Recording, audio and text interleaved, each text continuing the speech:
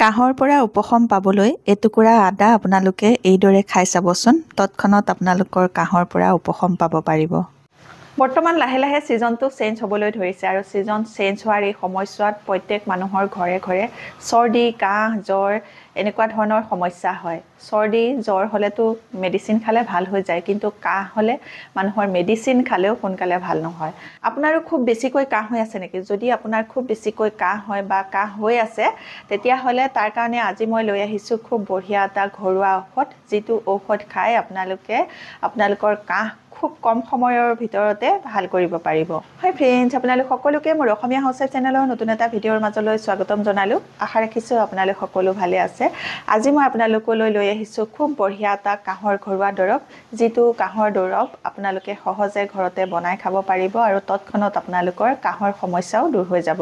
এতিয়া মই আপোনালোকক কাহৰ এই দৰৱটো বনাই দেখুৱাম। কাহৰ এই দৰৱটো বনাই দেখুৱাৰ আগতে আপোনালোকলৈ এটা ৰিকুৱেষ্ট আছিলে, আপোনালোকে যদি মোৰ এই ভিডিঅ'টো ভাল পায়, ভিডিঅ'টোত এটা লাইক কৰি দিব। মোৰ চেনেলটো এতিয়ালৈকে যদি আপোনালোকে ছাবস্ক্ৰাইব কৰি লোৱাই নাই, তেতিয়াহ'লে সোনকালে ছাবস্ক্ৰাইব কৰি ল'ব আৰু ওচৰতে থকা বেল আইকনটো আপোনালোকে প্ৰেছ কৰি দিব। তেতিয়াহে মোৰ আহিবলগীয়া সকলোবোৰ ভিডিঅ' নটিফিকেশ্যন আপোনালোকলৈ সোনকালে যাব আৰু সোনকালে মোৰ ভিডিঅ'বোৰ আপোনালোকে চাই থাকিবলৈ পাব।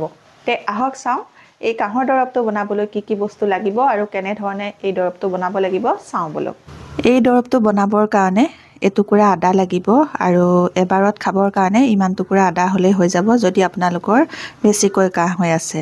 আৰু এই সৰু আদা টুকুৰা যে লৈছোঁ, এই টুকুৰা মই খাম, কাৰণ মোৰ এতিয়া কাহ হোৱা নাই, অকণমান ডিঙিটোহে খচখচাই আছে, সেইকাৰণে মই সৰুকৈ এটুকুৰা লৈছোঁ মই খাবৰ কাৰণে। এতিয়া প্ৰথমতে আদাৰ বাকলিটো গুচাই লৈছোঁ। কাহৰ এই দৰৱটো বনাই খাবলৈ একেবাৰে সহজ, মাত্ৰ এটুকুৰা আদা হ'লেই হ'ব আৰু তাৰ লগত মাত্ৰ এবিধ বস্তু। আৰু সেই আদা টুকুৰা কেনেকৈ খাব লাগে সেই প্ৰক্ৰিয়াটো মই আপোনালোকক দেখুৱাম। বাকলিটো গুচাই লোৱাৰ পাছত মই আদা কেইটুকুৰা ধুই আনিলোঁ। ধোৱাৰ পাছত এতিয়া মই আদা কেইটুকুৰা চুৰি আগটোৰ সৈতে এনেকৈ অকণমান ফুটাই দিম। আপোনালোকৰ যদি কাহ হৈ আছে, তেতিয়াহ'লে আপোনালোকে এইদৰে খাই চাবচোন। প্ৰথমবাৰতে আপোনালোকৰ কাহ বহুতখিনি কমি যাব। এতিয়া দুই টুকুৰা মই এনেকৈ ফুটাই ল'লোঁ। ফুটাই লোৱাৰ পাছত এতিয়া মই গেছৰ ফ্লেমটো অন কৰি লৈছোঁ। গেছৰ ফ্লেমটো অন কৰি লোৱাৰ পাছত মই এনেকৈ এখন জালনা পাতি দিলোঁ আৰু এই জালনাখনতে মই এতিয়া এয়া আদা কেইটুকুৰা তুলি দিছোঁ। এনেকৈ আদা কেইটুকুৰা পুৰি ল'ব লাগিব। এয়া চাওক, এনেকৈ আদা টুকুৰা মই এতিয়া পুৰি ল'ম। মোৰ মিষ্টাৰৰ কাহ হৈছে, সেইকাৰণে তেওঁৰ কাৰণে এই দৰৱটো বনাইছোঁ আৰু বনাওঁতে ভাবিলোঁ আপোনালোকৰ লগতো শ্বেয়াৰ কৰোঁ, কাৰণ এতিয়া ছিজন চেঞ্জ হৈছে, বহুত মানুহে কাহ মাৰি থকা শুনা পাইছোঁ আৰু ভাবিলোঁ সকলোৱে সুবিধা হ'ব। যাৰ যাৰ কাহ হৈ আছে আপোনালোকে এই দৰৱটো বনাই খাব পাৰিব। এনেকৈ পুৰি ল'ব। এয়া দেখিছেনে, এটা ছাইড ক'লা পৰি যাওঁতে মই লুটিয়াই দিছোঁ। গোটেইকেইটা ছাইড ভালকৈ এনেকৈ পুৰি ল'ব লাগিব আৰু পুৰি থাকোঁতে আপোনালোকে ফ্লেমটো মাজে মাজে হাই কৰি দিব, মাজে মাজে মিডিয়ামলৈ নিব, তেনেকৈ পুৰিব। আৰু এতিয়া মই এয়া চাওক পুৰি হৈ গ'ল আৰু পুৰাৰ পাছত ওপৰটো যে ক'লা হৈ থাকে, সেই ক'লা অংশখিনি মই এনেকৈ চুৰিয়ে এৰুৱাই ল'ম, চাফা কৰি ল'ম। ধুই নেপেলাব আপোনালোকে, প্ৰথমতে ধোৱা হৈছে যে সেইকাৰণে ধুই পেলাব নালাগে। এনেকৈ ওপৰৰ যিটো ক'লা অংশ, সেই ক'লা অংশটো এনেকৈ চুচি দিলেই হ'ব। এতিয়া মোৰ চুচা হৈ গ'ল। তাৰপিছত এনেকৈ চকলকৈ কাটি দিছোঁ। গোটা কৰিও আপোনালোকে খাব পাৰে, কিন্তু মই খাওঁতে এনেকৈ টুকুৰা কৰি দিছোঁ আৰু মিষ্টাৰক, আৰু ময়ো তেনেকৈ সৰুকৈ টুকুৰা কৰি লৈছোঁ। সৰু টুকুৰাটো যে এইটো মই খাম আৰু সেই ডাঙৰ টুকুৰাটো মিষ্টাৰক দিম। এতিয়া লাগিব অকণমান হালধি গুড়া আৰু এই আদা কেইটুকুৰাতে অকণমান হালধি গুড়া ল'ব, লৈ পেলাই এনেকৈ দি ভালকৈ সানি দিব। এইটো আপোনালোকে সৰু ল'ৰা ছোৱালীকো খুৱাব পাৰিব আৰু সৰু ল'ৰা ছোৱালীয়ে এনেকৈ খাবলৈ অসুবিধা পাব, সেইকাৰণে সৰু ল'ৰা ছোৱালীক খুৱাবলৈ হ'লে ইয়াতে আপোনালোকে অকণমান মৌ এনেকৈ দি ল'ব।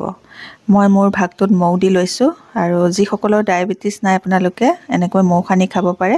হালধি, মৌ আৰু আদা এনেকৈ সানি লৈ খাব পাৰে, আৰু যিসকলৰ ডায়েবেটিছ আছে আপোনালোকে মৌ নিদিয়াকৈ খাব, এনেকৈ হালধি আৰু আদা এনেকৈ সানি লৈ খাব। এতিয়া আমি এয়া খাবলৈ আৰম্ভ কৰিছোঁ। এটুকুৰা মিষ্টাৰে লৈছে আৰু যিটো মৌ সানি লৈছিলোঁ সেইটো টুকুৰা মই লৈছোঁ আৰু এইটো টুকুৰা মিষ্টাৰে লৈছে। এয়া তেওঁ খাইছে। এতিয়া মই খাম এপিচ।